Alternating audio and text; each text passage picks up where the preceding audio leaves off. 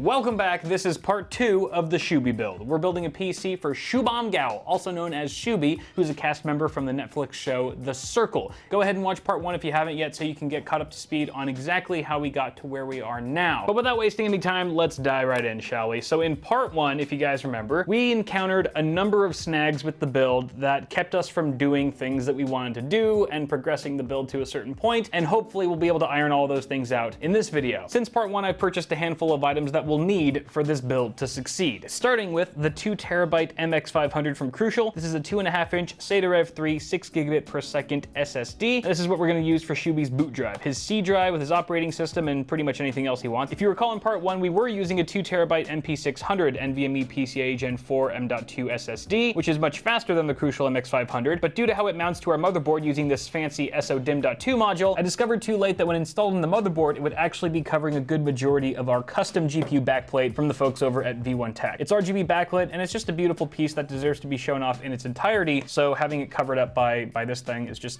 not going to cut it, hence the second drive. That being said, I'm still sending Shooby home with the MP600 as well, so at any point in time, if he feels like it, maybe right when he gets home or months down the line once he's, had his fill of looking at his name lit up in glorious RGB lighting, he can just slot this in for an instant 2TB upgrade of super fast NVMe PCIe Gen 4 storage. That puts a total of 4 TB of SSD storage in this build. Not too shabby. The other snag that we had hit in part 1 was that we actually didn't have our mounting rails. These mounting rails from Singularity in order to flexibly mount, is that a word, flexibly?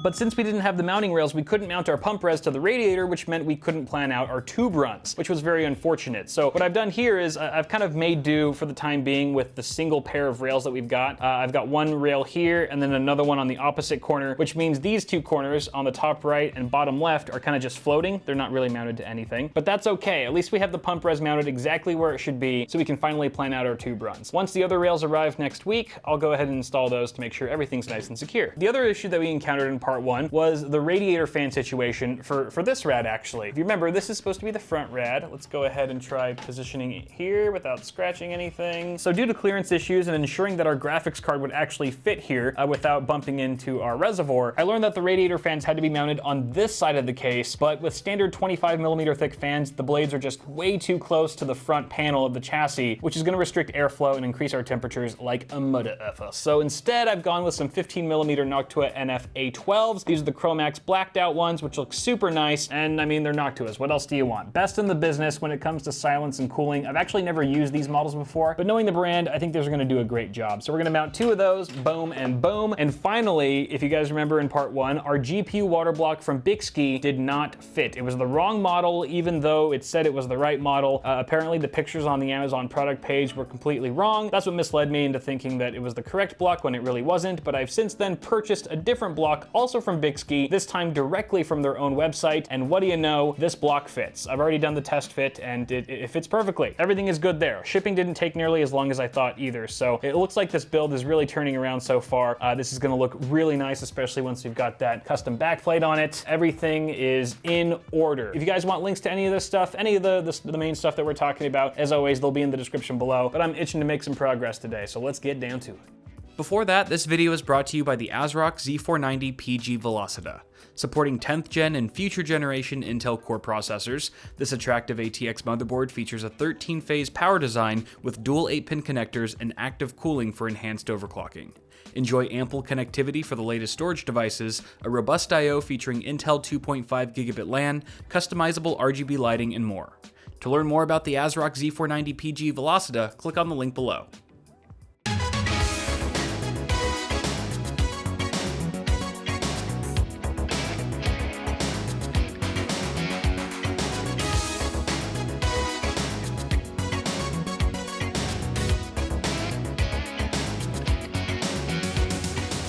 Okay, the Bixby block is on and it's looking good. It's actually looking really fresh. I'm digging it. A lot of fingerprints on it right now, but we'll take care of that in the end. One thing though, that I will mention, a couple things actually. So when I was first trying to install this into the motherboard, I noticed that it wasn't going down all the way, and I realized that it's because this RGB cable that is coming from our CPU water block was plugged in to the only 5-volt 3-pin addressable RGB header on the motherboard. But that caused conflict with our Bixby block. It does not cause conflict with other graphics graphics cards, like this Gigabyte GTX 1070 Mini, but for a second there I had a bit of a freak out moment thinking that I wouldn't be able to utilize any addressable RGB in this entire system. Fortunately, one of you guys gave me the bright idea to plug the cable in halfway and then bend the pins down slightly. So you can kind of see that it's not completely straight into the motherboard, it's bent at an angle, and that allows me to install the graphics card just fine. Had this solution not worked, I would have probably had to resort to using the SODIMM.2 module after all, because it does have an addressable RGB header on it. But that would have meant not using the custom backplate. But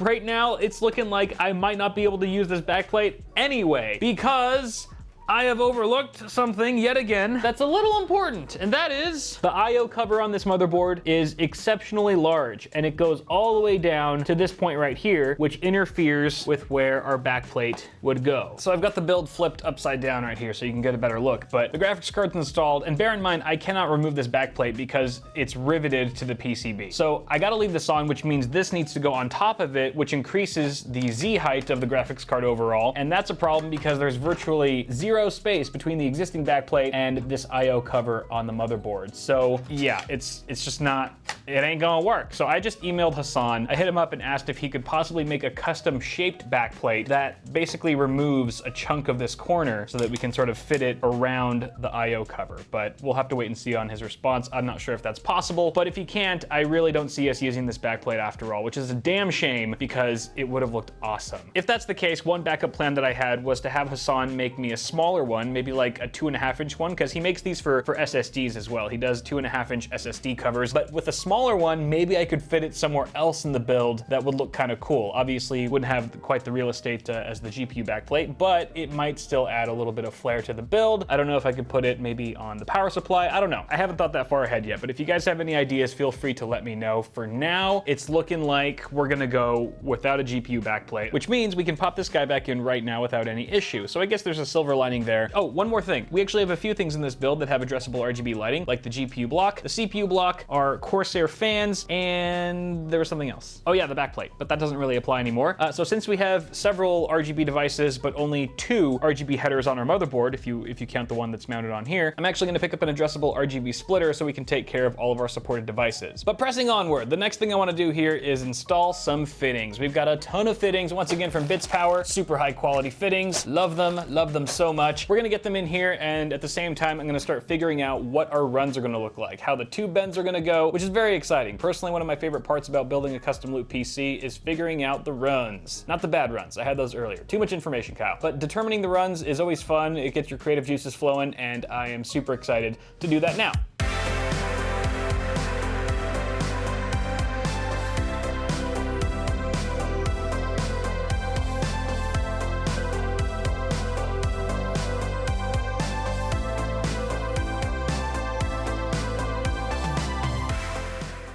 All right, it's been many hours, but I finally nailed down our runs, and it's pretty sweet. I think you guys are gonna like what I've got cooking here. But first, you may have noticed something's changed.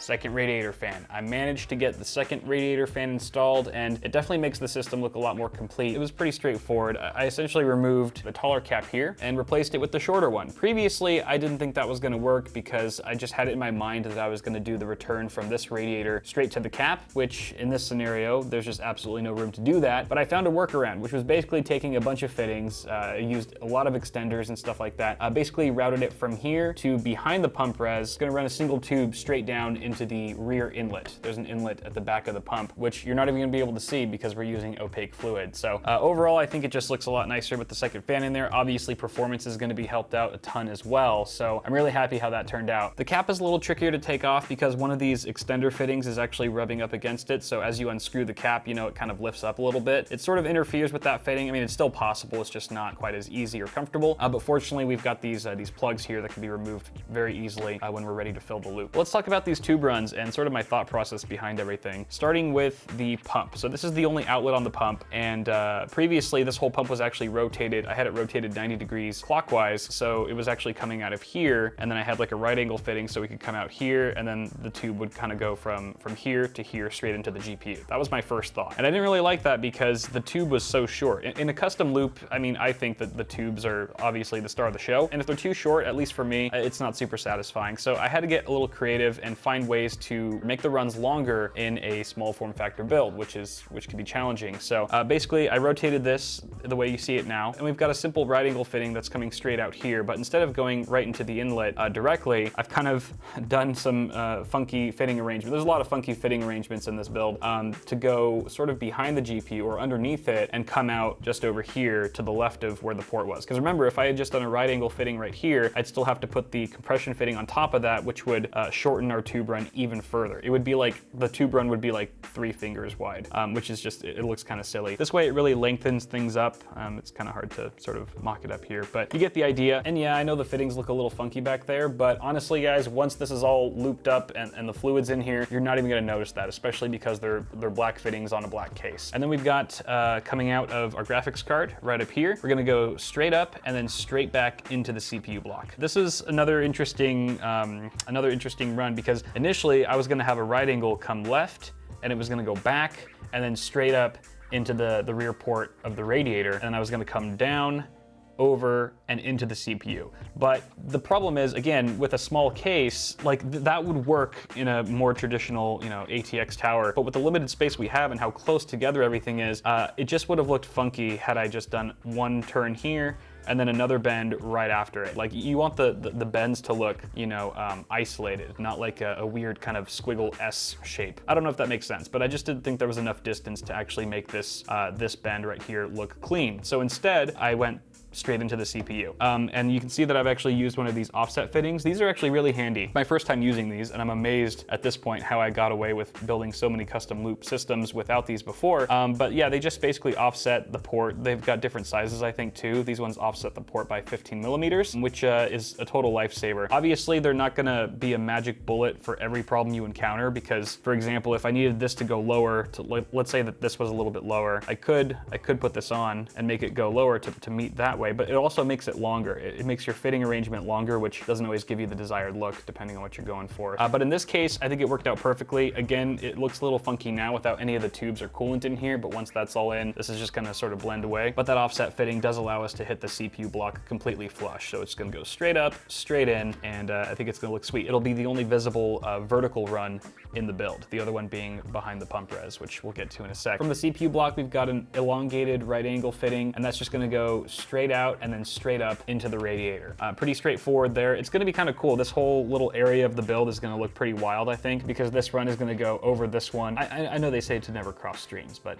we're doing it here. So this is gonna look pretty sweet. It's gonna go up, and then we're gonna come out. This is the longest run in the build. It's gonna come out of the radiator. You can see that I've used a few more extenders here to clear the fan. It's gonna come right out here, and then we're gonna go straight back, right angle turn, into yet another crazy fitting arrangement where we've got a right angle and a bunch of extenders going back into our radiator at the front. Again, I had to think long and hard, that's what she said, about how to make these runs as long as possible and still look good. So for example, earlier when I was fiddling around with the idea of just going from the radiator straight into the CPU block, out of the CPU block and over, I mean, from the CPU block to here, that's a really short run and it just would have looked a little awkward. So this way we get a nice swooping run that goes, almost, I would say half the length of the case, if not more. Now, instead of having this run go to this fitting arrangement, which is connected to the port on the radiator that's closest to the back of the case, we could have just run it to this port over here. I could have arranged something here to make that work. It would have been more direct actually, but that would have also covered up our reservoir cap, which I don't think looks very good and obviously gets in the way when we're trying to fill the loop. So this was the obvious choice for me. And then again, like I said, we're gonna come out of this port of the radiator with this snake of fittings going directly behind the reservoir and back into the pump. And that's our loop. That's our loop. I think it's gonna look really good. I've already sort of played around and, held up the tubes and stuff to see what it's gonna look like. And I'm liking what I'm seeing so far. So I'm feeling pretty confident with this one. The other thing that's nice is that all of these runs are either completely straight or have a single right angle bend. That's gonna make things a lot easier. Things definitely get a bit more complicated and trickier once you've got multiple bends in a single run. But fortunately, we don't have to deal with that. One of the perks of using lots of fittings and also having a much smaller case to work in. So that's pretty much where we're at this point. That's the vision. Let's make it happen.